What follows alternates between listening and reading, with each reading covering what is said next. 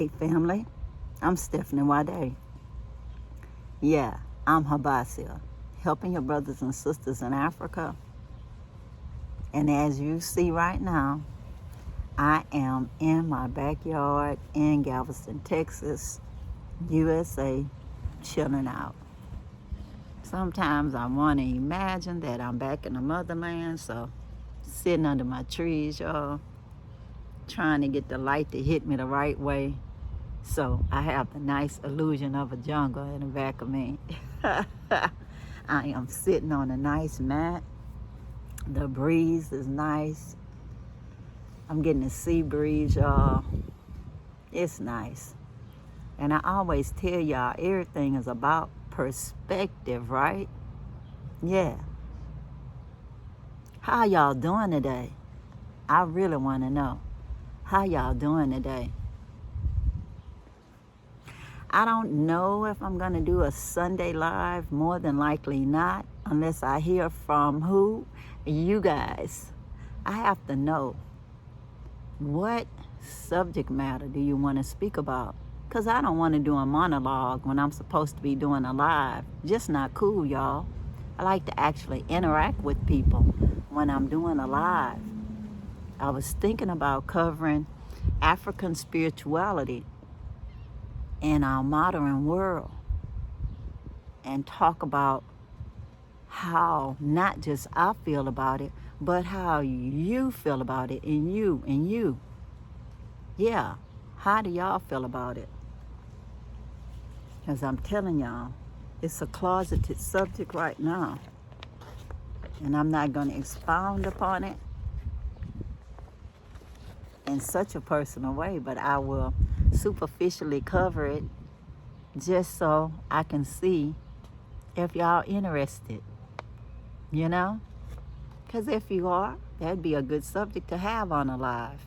But only if you're interested, and only if you're not afraid to share what you have to think and some of your experiences, or something about the people that you know personally, not any kind of he say, she say gossip stuff. Because most of the time, the stories people tell you is just what? To scare the hell out of you so you don't do it. People are trying to manipulate folks for the most part. That's group behavior, you know. What they say is the opiate of the poor. I won't say it because that's also fighting words sometimes. It is true, but still, I'm not trying to get into no fight with nobody. So again, I say, how y'all doing? Leave me a comment down below. If this is your first time to my channel, hey, subscribe. And if you just coming back over and over and not subscribing, what you waiting on? It's free, y'all. It's free. I'm the Creole Grilltess. Most of the stories I tell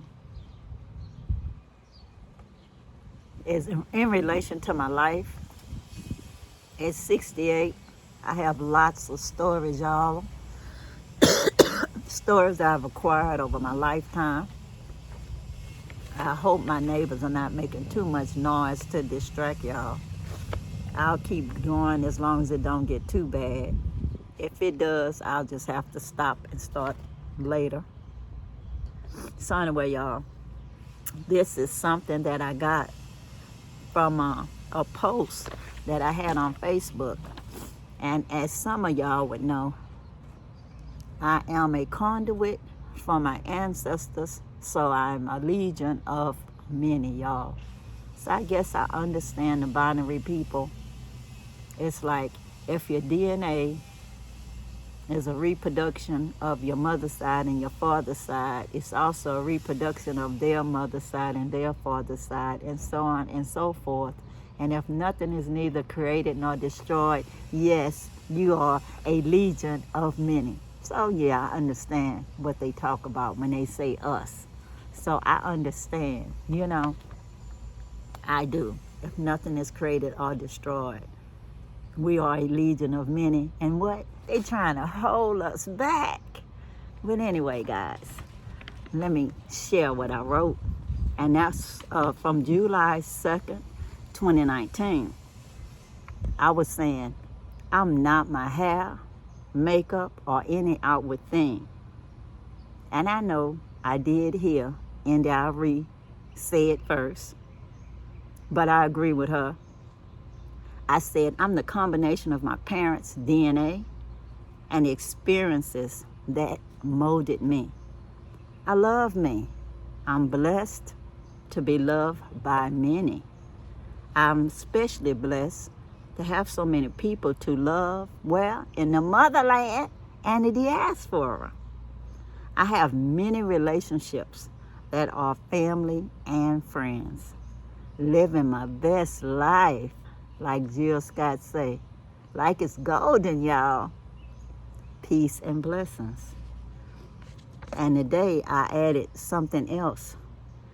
I said, I am my African retentive beliefs, names, spiritual beliefs, culture, all of that, y'all. All of that. All of that. So anyway, y'all, my grandmother's name is Cora, and I traced it all the way back to the Gambia. Did not know it was a family surname, so I was blessed to meet one of the lovely families there, Cora, and they kindly adopted me into their family. So my name that I asked for, that means granddaughter of Cora, is Stephanie Folly Cora.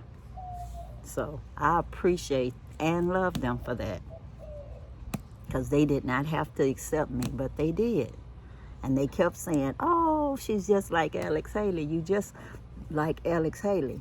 And I don't know if I'm just like Alex Haley, but I just had that urgency in me, and that, I don't know, it's like something is pulling me to the motherland more than one time.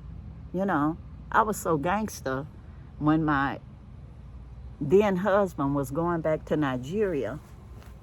He had not planned to take us, y'all. And I told him, if you don't get us our ticket to go to Nigeria, I'm divorcing you. And I meant that, y'all. So he got our tickets. He had to get passports and everything else, y'all. But I didn't care. Something inside of me was saying, it's time to go home. And it was a nice experience, because I was going home to a real family. And they accepted me and loved me. Why? Because you have boys for us. You have 3 sons for Nigeria. So, hey, I was like a little movie star, y'all. Yeah. So, it was lovely from the first moment I went there. Whether they was blowing bottles and making music and putting the spoons together and reminding me of my Creole Zydeco roots. It was nice, y'all. I could see that we are all one people. And I'm telling y'all, I felt like I was at home from the moment I got there, and I made the comparison between there and Texas. Right away, I said, woo, it's hot like Texas when I first stepped off that plane. But I also felt something inside me say, we made it. Talking about waiting to exhale. 400 years plus waiting to exhale. Wow. But it happened, y'all. And to the country that I'm connected to the most, Nigeria. Yes, I'm also just as much Cameroon, but y'all know that border between Nigeria and Cameroon is man-made from the west. the people, they are all the same. So anyway, y'all, the only sad thing that I can say is whenever I talk about our culture to our people, the spiritual aspect is missing. I cannot, in good faith, talk about the research that I have done on African spirituality. I talked to one of my friends a lot, and she was talking about she was going to think of something new for us to talk about that was interesting, and African spirituality was one of them. But y'all, her concept of African spirituality and mine is two different things. And we're different people. And we're never going to be alike. And it's not like I'm a baby her. No, I'm not. I'm not her at all. She's not me and I'm not her. And that's what my cousin Abraham told me. He said, Stephanie, everybody is not you. And I always remember that. And that's how I can keep being me and keep sharing my stories, because I'm telling y'all from my point of view. And like I said, it's a sadness that we have to be closeted just when we're discussing our African retentive spirituality. It's like we came here with our own belief systems. We believed in our own orishas, our gods, our goddesses. Some of the practices we had, I'm sure, might have been considered at this point of the day some bad. And I'm sure lots of stuff that we practiced were very good. But nonetheless, they were ours. They were ours. And the people that took us here by force and forced their belief systems on us was doing all this murdering and killing and raping and on and on and on. And that was 100% bad, y'all, including their beliefs. All of their beliefs was freaking bad. Any belief that can allow somebody to be treated inhumanely, that's a human being, it's a bad system, y'all. And to be trying to whitewash it and make it good, it's crazy. Crazy. And no matter what, you can analyze other beliefs that comes from other people's culture and other people's lands. Then what? We're acting like Africans that's not Africans even, you know? No matter where we are in the world. It's like, are we truly somebody else? Are we Europeans? Are we Arabs? Are we? I don't think so. Like, what was our ancestors in the first place? What were they, y'all? All that denial that we do from the brainwashing from a few hundreds of years, you know? We were what we were for thousands of years to the beginning of time. And it's just sad to think that we have to be in a closet somewhere, what? Prayer closet, just to believe what we believe. Even when I was discussing today with one of my friends, she was talking about some stuff that always have to end up being darkness, somebody practicing darkness, blah, blah, blah. And I said, it was not darkness. They were searching for healing, y'all. You ever heard of healing? That people in need of a doctor? Can you imagine? You're denied your humanity for hundreds of years, and then you so-called free, but you still being oppressed every day? Hell yeah. You'll still be looking for some healing somewhere. Yeah, why not? My family was Creoles, and yeah, I heard of my grandmother talking about the Geechee man. They were root doctors. You sick, you go to them, you leave, you have your little acidity around your neck. Your baby got the colic. They have the right root for that. You got menstrual cramps. They know what herb is good for that. They were our doctors, y'all. And how can we turn around and demonize our freaking doctors? What is wrong with us? What is wrong with us? Our relatives was going and getting access to care that they needed. Now we'll say, go back to the motherland for you to get your healing. Well, guess what? They didn't have no concept of going back to no motherland to get nobody healing. They just was living from day to day the most part.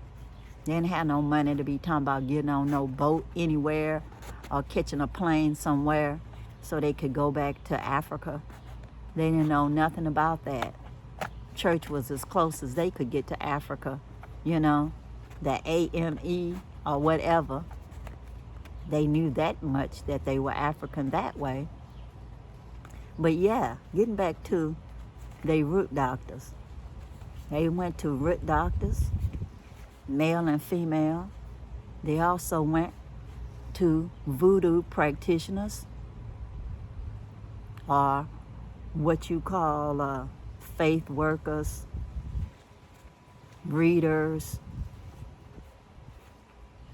I didn't know anybody that actually practiced Ifa or practiced voodoo. I didn't know one person that practiced it, that I was with them when they practiced it. I thought of them as going to the doctor, that they were doctors for our illness. If it weren't for them, I'm sure we would have been acting insane and just committing suicide right and left. They were what we needed. And I'm sure they still have some out there that's fulfilling the needs of many. But it has to be closeted, because if we tell folks the truth, they want to label it as evil. Shame on us that we're not brave enough to come out of the closet. Why everybody else can be out and talk about their culture, you know, and say, oh, I'm going to a hand fasting, you know, like when I was in a one of those Universal Unitarians. Some of my friends was doing hand fasting and stuff that came from Europe. They didn't forget their culture, y'all. Hand tying to get married, and they remembered their Viking past and all of that. They didn't deny their stuff. But us, everything about Africa has to be evil. We got to stop all this stuff, y'all. We got to stop. Like I said, when I was a little girl, we used to go all the way to Louisiana sometimes in Texas, to the readers. Sometimes they'll use what? Tarot cards. Sometimes they use regular deck of cards, cut the cards and read for you. And if you don't understand what reading is about, Google and look it up. Go get you a deck of tarot cards, African tarot cards, and read about it. It's up to you. I'm not forcing nobody. I collect books. I collect tarot cards. I collect a lot of stuff. Not saying I'm an active practitioner of anything, but I darn sure do research lots of things. I've researched African spiritual expressions. I've researched Judaism, whether Messianic or Orthodox. I've researched Hebrew Israelites, all different branches. Yahwehs, Yahwehs. People that talk about Yahweh, Ahaya, Ayah, lots of different groups I've worshiped with. I was with the Pan-African Orthodox Christian Church, aka Shrine of the Black Madonna. Shout out to my peeps, Houston, Texas. And y'all know, my grandmother say we Indians, y'all, so of course I couldn't resist Vision Quest. Couldn't resist it, y'all. Half Price Books just had my name for a long time. But since the lockdown, I haven't gone to Half Price Books. I can remember. I know we can go now, but once you break a habit, it's hard to start it again. I order a lot of stuff online. And now this book says Roots and Reconnection. Your power is in your roots. Roots connection. Back to Africa. See, this is our root doctor now. Our root doctor is the motherland. Africa, finding our roots. But we should not be hard on our relatives. Because I'm telling you, they risk death. You hear me? They risk death. Still worshiping the way they worshiped when they got here and when their ancestors got here. It was passed on. They didn't even know why they was doing what they was doing, y'all. They didn't. But they knew that this is the way. And they did it, y'all. All in the woods and everywhere, they were still worshiping their gods and goddesses, their orishas. And the people like my family who did not know any of that would go to the practitioners and have them pray for them or tell them how to pray using what? The Bible, y'all. They actually gave you Bible scriptures to read. And they used what you already knew, what you felt safe with, like Catholic novenas. So you would have to say this prayer 9 times, or write the person's name on the candle 9 times, and your name 9 times, etc., etc. Burn some incense or something. Put some oil on you, whatever. I've bought all kind of books. This one came from Half Price Books. I don't be going to no special places. I wish they had some special places here. I know some places they have it, like maybe New Orleans, maybe California, but unfortunate around here, not that I knows of. The one supposed spiritual bookshop in Houston I knew of went out of business, or if it's not out of business, it doesn't really have the same stuff as it used to. It's just an oddity, not much in it. Can't even get a license, can't even get a bumper sticker, hardly, of something interesting. Got this Half Price Books in Houston. Have I read it? Not really. But I collect, y'all. And I'm going to have time to read this. But will I still have to read it in my closet, in my room? Will I? Or hide it when somebody comes, like I'm using drugs, so they won't think differently of me? I'm me, whether I read books about spirituality or not. I'm me, whether I read books that you would approve of or not. I haven't changed a bit. This has always been me. And would this one be more acceptable to have out? And then somebody might come and start some mess because of the Christianity influence of it, Can never please all of the people all of the time. And this is a book too. I ordered. So is it? My skin was my sin. The progeny of Africa in America by Quincy S. Smith. It's a lot of stuff, y'all, that I need to read. But can I? Am I safe? Do we have safe spaces where we can express ourselves freely and not feel like we have to be in a defense mode, or say, oh, I don't really believe in it. I'm just researching.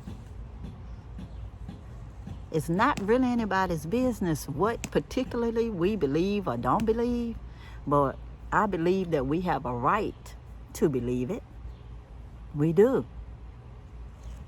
And we should not have to be embarrassed by anything our ancestors did to survive and passed on to us by just learning from being with them. Like I said, they didn't have to talk about it. I was with them. My mother, my grandmother didn't have to tell me anything. I was with them. And then eventually I was having people read for me.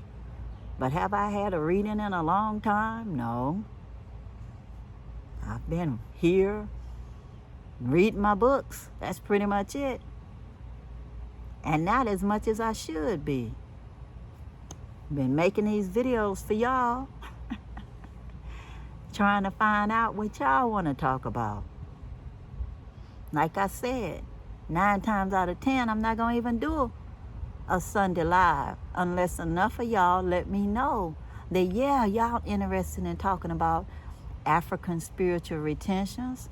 You're interested in talking about African religions or people that read the cards, spiritual people, that you're not ashamed or scared to come out of the so-called spiritual closet.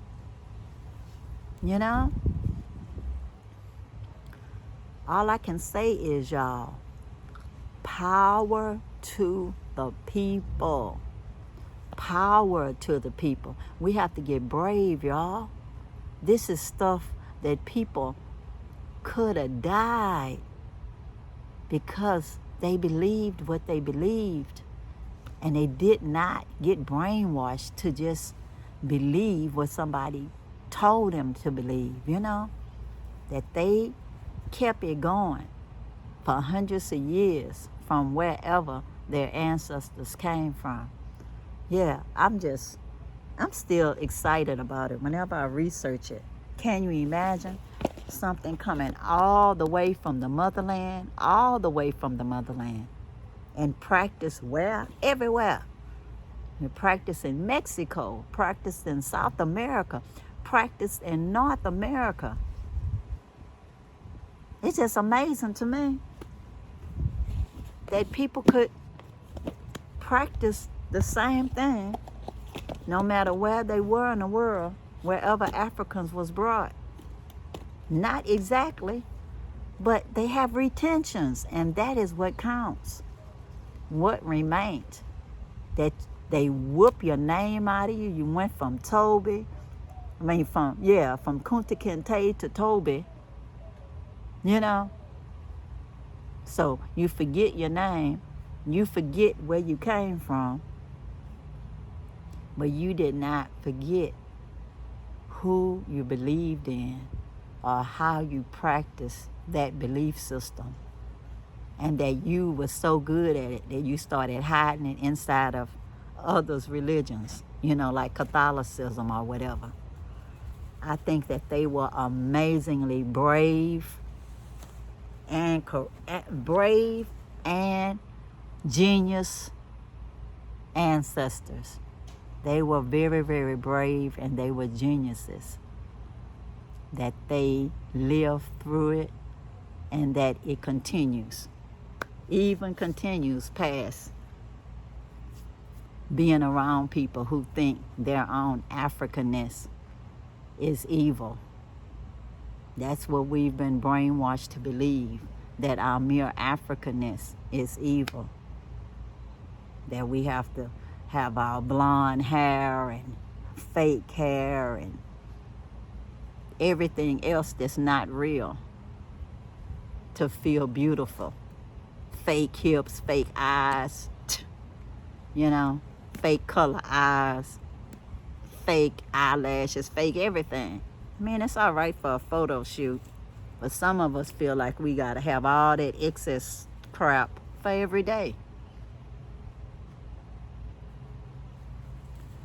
I mean, you can, but you have to wonder what made you feel like you needed all that extra stuff just to be original you, that you were created in the image of your makers. And you are beautiful just the way you are. But anyway, guys, I don't want to be here forever. But I do say, if y'all want me to be doing any lives in the future, give me some suggestions of what you want me to say. And then show up, y'all. Show up for the live and say something. Shout out.